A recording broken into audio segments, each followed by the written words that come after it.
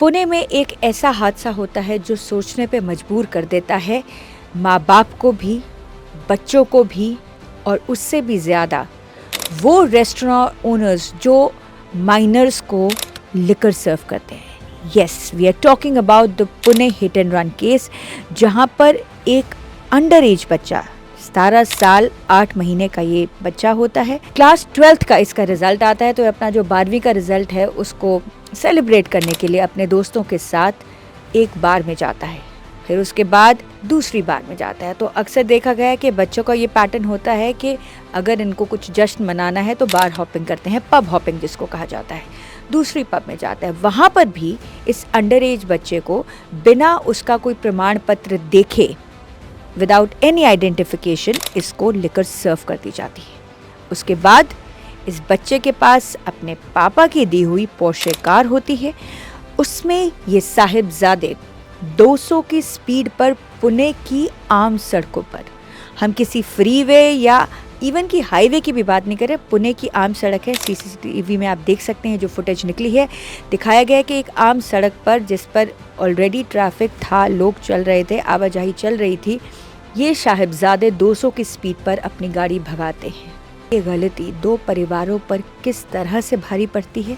अनीश और अश्वनी जो कहीं और पार्टी कर एक ही बाइक पर वापस जा रहे थे, उनको इस कार से टक्कर लगती है और उनकी वहीं मौके पर मौत हो जाती है। 14 घंटे के भीतर जो कि पोर्शे चला रहा था उसको बेल मिल जाती है। 300 अक्षरों का 300 वर्ड का एक एस्से लिखने को दिया जाता है।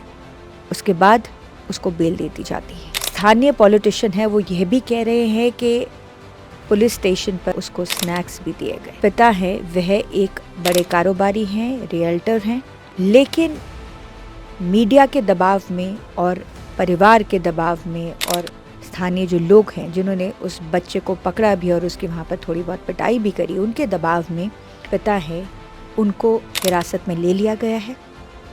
और साथ ही साथ जो दोनों बच्चों के परिवार हैं, जो बच्चे अब इस दुनिया में नहीं रहे, उन्होंने यह भी कहा है कि इसको एक्सीडेंट का नाम नहीं दिया जाए बल्कि मर्डर बोला जाए, क्योंकि एक तो बच्चा अंडर एज था, वो गाड़ी चला रहा था, ऊपर से उसने ड्रिंक करी हुई थी, जबकि वो अभी 21 ईयर्स का नहीं हुआ है, 18 साल से भी कम का था, और उसके बावजूद उसको 14 घंटे में बेल कैसे मिल गई। हिट एंड रन का केस है ये।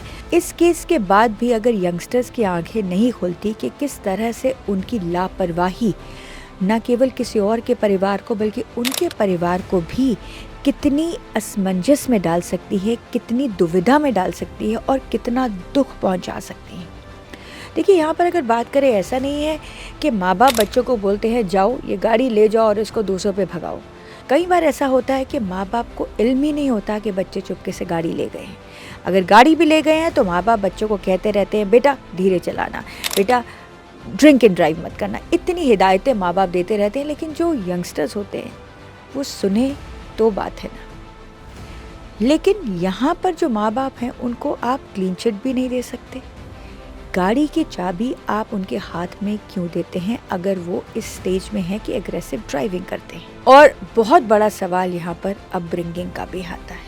अभी हाल फिलहाल में एक और ऐसा वीडियो वायरल हुआ था जहाँ पर अहमदाबाद में 2 युवाओं की अहमदाबाद में भी पीछे ही मौत हुई थी जब वे 160 पर हाईवे पर गाड़ी चला रहे थे।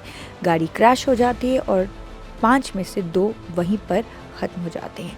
वहाँ पर भी हमने ये बोला था कि इस तरह के सवाल उठाए जाते हैं कि क्या यहाँ पर माँ बाप की गलती है, ट्रैफिक रूल स्ट्रिक्ट नहीं है, रेस्टोरेंट्स जो हैं, ये बहुत बड़ा जो है मुद्दा है यहाँ पर आता है कि रेस्टोरेंट्स कैसे अंडर एज बच्चों को सर्व करते हैं, और ये हर जगह खुलेआम हो रहा है, लेकिन प्रशासन और पुलिस इस पर आंखें बंद कर बैठी हुई है। तो इस तरह के जब हादसे होते हैं तो इन पर बहुत बड़ा सवालिया निशान जो है वो लगाया जा सकता है कि यहाँ पर गलती किसकी है, माँ बाप की, या बच्चों को सही परवरिश नहीं दे पाए, या बच्चों को ज़्यादा पैम्पर करा है, या बच्चे जो माँ बाप की कतई नहीं सुनते, या फिर पुलिस और प्रशासन जो ऐसे मामलों में ढील दे जाते हैं।